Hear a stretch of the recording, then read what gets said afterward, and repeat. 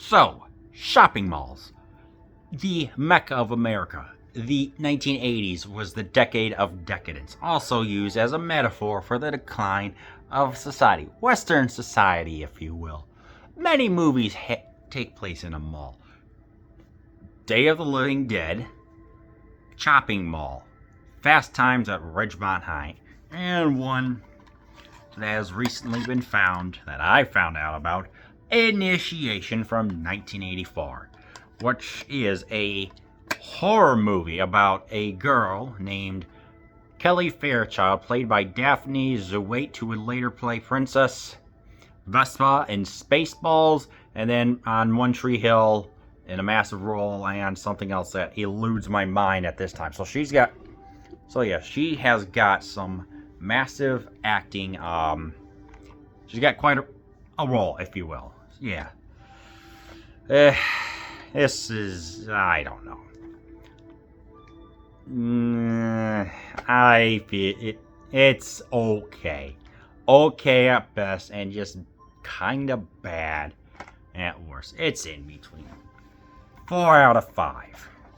So anyway, the amnesiac Kelly is initiated into a sorority. I forgot the name of it. And of course, there's these she's amnesiac because something happened at age 9. She has this recurring dream and memory, and she's trying to discover what it is. Attends a college and manages to contact a person who's working on dreams and meanings as like his thesis and things like that. So, I'm gonna say first half is a snooze fest. Boring. Do not like. It's way too much of the mother not speaking to the child because the daughter, who's now 18, wants to strike out and venture on her own. We got an interesting intro of like a ritual going on that could be described as like, I don't know, a somewhat older version of Are You Afraid of the Dark, with the songs and how they get initiated. You know, like, that's interesting. It's like, okay, then we're going to go inside a mall, which conveniently is owned by Kelly Fairbanks' family. They're going to steal the uniform from an officer inside a massive mall. Yeah. I don't get it. There's a reason why. Because there were originally 2 directors. There was a guy named Peter, I forgot his last name. Peter Banks, Peter Grant, something like that, Peter Grant is anyway.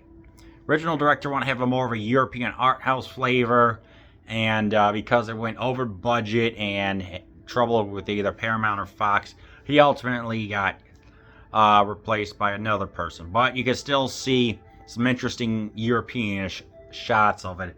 Camera on the 4th floor of the mall, and then there's a security guard who's walking, and like kind of what's going on in the beginning with the memory. You could kind of tell that was happening, but it was already starting to flounder anyway.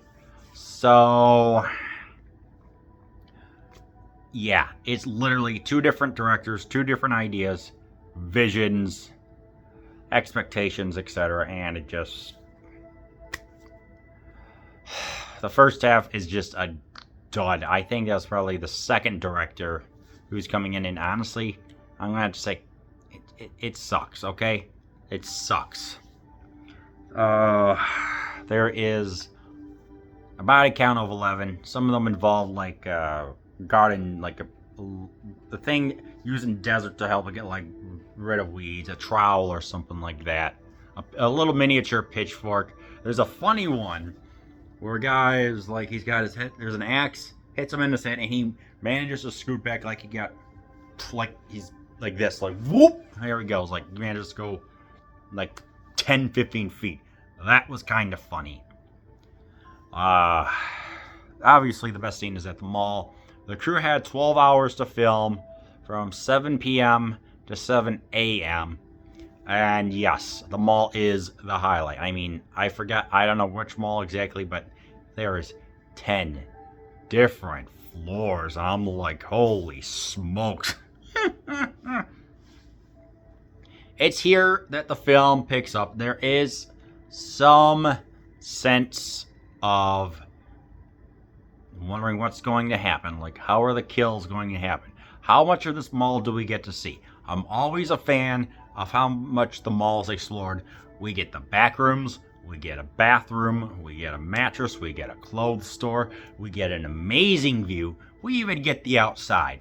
If a particular section of the movie is going to take place in something massive, display everything, and it displays everything really darn well. So I guess the mall itself is almost a character, but it's not. It actually takes place and makes up for most of it. Most of the sorority people and fraternities are nameless people that do get kind of axed off, if you will. And you know what? It's standard run the mill stuff. Like, you know, an axe.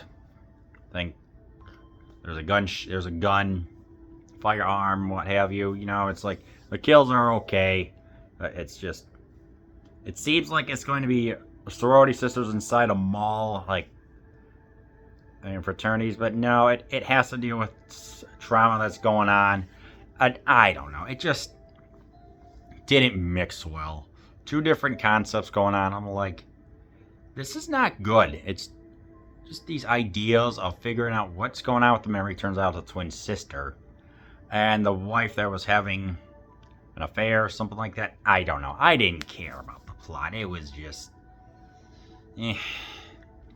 Most people don't like it. I say it's okay. The music, kind of jazzy, a little bit of electronica. You know, keyboards. If it retained the same director, it was going more for kind of guess the art house shots, it probably would have fared better. But in between just a candle that supposedly gives it a super kind of eerie gothic tone to it that you could tell what was going to go on versus just the mumbo jumbo, I may have liked this more. But honestly, Initiation, King Video 2 right here. It's a cult it's garnered a cult classic. It was one of the beginning movies for Daphne, who played Princess Vespa. I gotta give it credit for that, but I don't know. Overall, 4 out of 10, 5 is pushing it. So, but if you want it's an average movie, but if you want a decent mall scene, then I recommend you watch The Initiation.